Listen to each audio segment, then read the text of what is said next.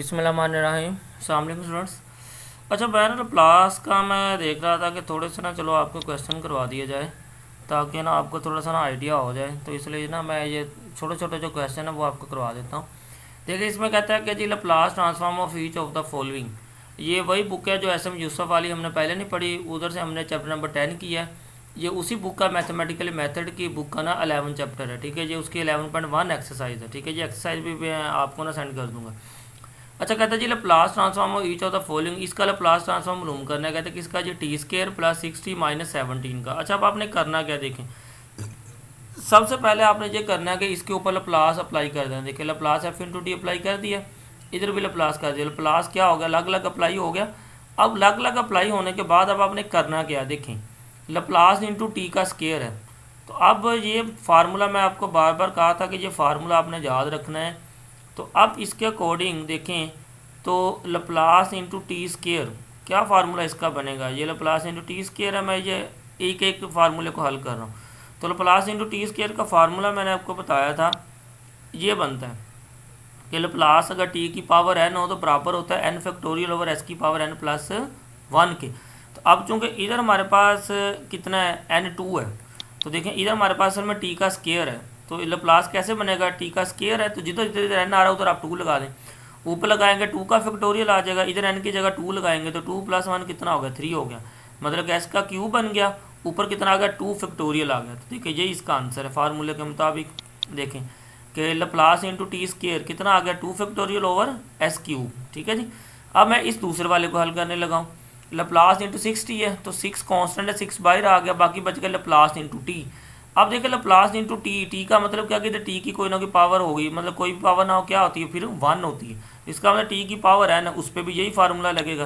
देखिए अगर इधर आप टी की पावर, टी की जगह एन की जगह 1 हो, मतलब कि टी की पावर 1 हो तो क्या बनेगा, एन की जगह इधर 1 आ जाएगा, मतलब कि 1 फैक्टोरियल ओवर इधर एन की जगह 1 आ जाएगा। 1 प्लस 1 कितना होगा, 2। मतलब हमारा आंसर कितना बन जाएगा, 1 फैक्टोरियल ओवर एस का स्केयर।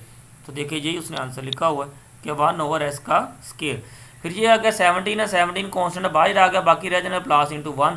तो ये आपको याद होगा, मैंने प्रीवियस लेक्चर में बताया था कि 1 का लैप्लास कितना होता है, 1 ओवर एस होता है।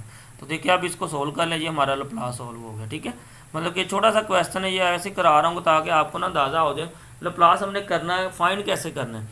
तो ये मैंने लास्ट टाइम भी बताया था कि आपने जस्ट क्या करना है, वो फार्मूले जो मैंने वो पिछली जिल वाली बुक से दिखाए थे ना, वो फार्मूले का जो टेबल है ना, वो टेबल आपने अच्छे से याद कर लेना। उन फार्मूलों को प्रूव नहीं करना, इतनी डिटेल में नहीं जाना हमने। ठीक है, जस्ट आप वो फार्मूले याद करो, इधर आप अप्लाई करते जाओ। ठीक है, अब नेक्स्ट देखना, ये थोड़ा सा ब्लर हुआ है, लेकिन जब आपको वो नोट्स मिलेंगे सारा हो जाएगा ना, फिर आपको पता चल जाएगा। वैसे मैं साथ साथ बताता जाता हूँ। देखिए ये है जी ई की पावर 3t प्लस 5 है, इसको हमने सोल्व करना है।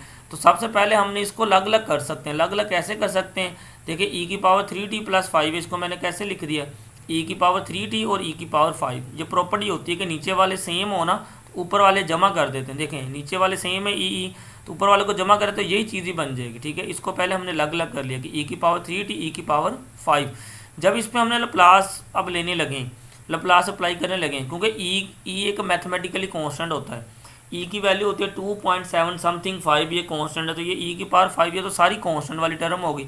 इस सारी को उठा के वो भाई ले आया ई की पावर 5 को, बाकी क्या लैप्लास, लैप्लास अप्लाई हो गया लैप्लास इंटू ई की पावर 3t के ऊपर। अब इसका भी मैंने फार्मूला बताया था कि ई की पावर ए टी का फार्मूला क्या होता है। ठीक है, उस टेबल के ऊपर ये इधर लिखा हुआ है कि ई की पावर ए टी का फार्मूला होता है 1 ओवर एस माइनस ए। इसमें अब आपने याद रखना है कि ए क्या होगा, ए वो चीज़ होगी जो टी के साथ है ना, वो आपका ए होगा।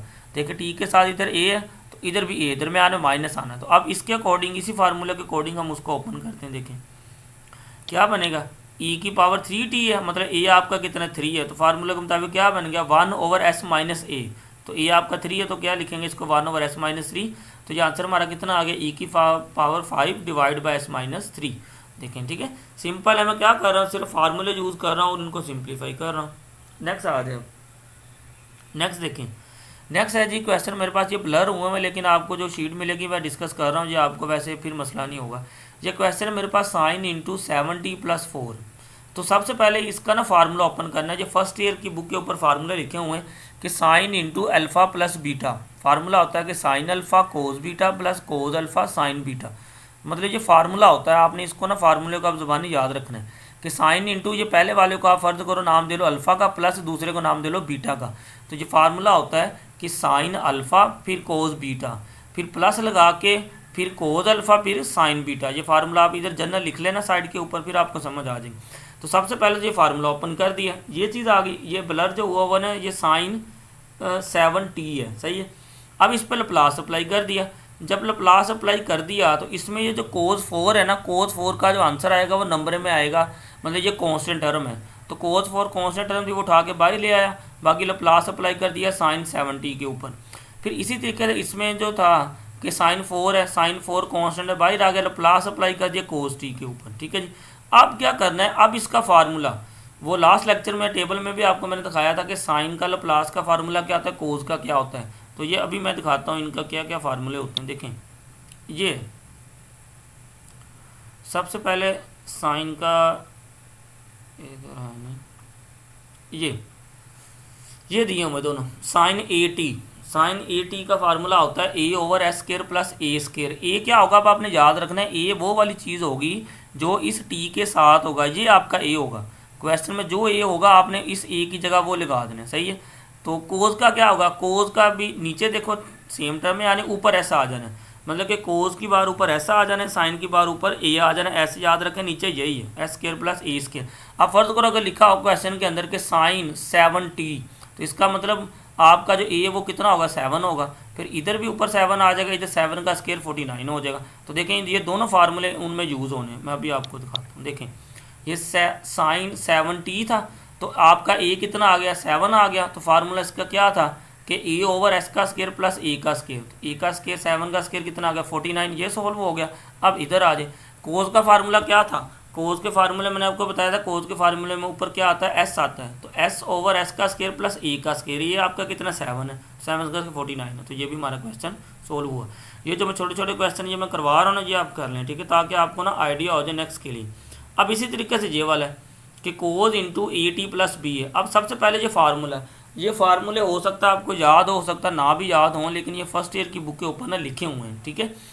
अब कोस का फार्मूला ये होता है कि कोस के अगर दरमियान में इधर प्लस हो ना, जब इसको कोस वाले को ओपन करते हैं दरमियान में माइनस आता होता है। एक तो ये इसकी निशानी याद रखने की, दूसरी इसकी निशानी ये कि साइन के अंदर क्या होता है कि फंक्शन पहले एक साइन वाला आता है कोस वाला आता है, लेकिन जब कोस का फार्मूला ओपन करते हैं उसमें पहले दोनों कोस वाले फिर दोनों साइन वाले आते हैं, ये सीक्वेंस होता है, सही है। देखें कि कोस ए टी कोस भी minus sine A T sine भी। अब अगर इधर माइनस होता है इधर आपने प्लस कर देना, ये उलट होता है, ठीक है जी। सबसे पहले ये फार्मूला है, ये ओपन कर दिया, फार्मूला ओपन करने के बाद अब इस पर प्लस अप्लाई कर दिया। अब ये कोस बी तो कांस्टेंट है, बाहर आ गया, प्लस अप्लाई हो गया कोस ए टी के ऊपर, ये साइन बी बाहर कांस्टेंट बाहर आ गया, प्लस अप्लाई हो गया साइन ए टी के ऊपर। अब इसको ओपन कर दें, देखिए आप चूँकि ए इधर जनरल ही है, ठीक है, तो इसके मुताबिक कि कोस का मैंने बताया था कि कोस के फार्मूले में ऊपर ऐसा आ जाना है, साइन के फार्मूले में ऊपर ये जाना है, नीचे दोनों का सेम है, तो ये क्वेश्चन भी सोल्व हो गया। अच्छा अब नेक्स्ट आ जाएं,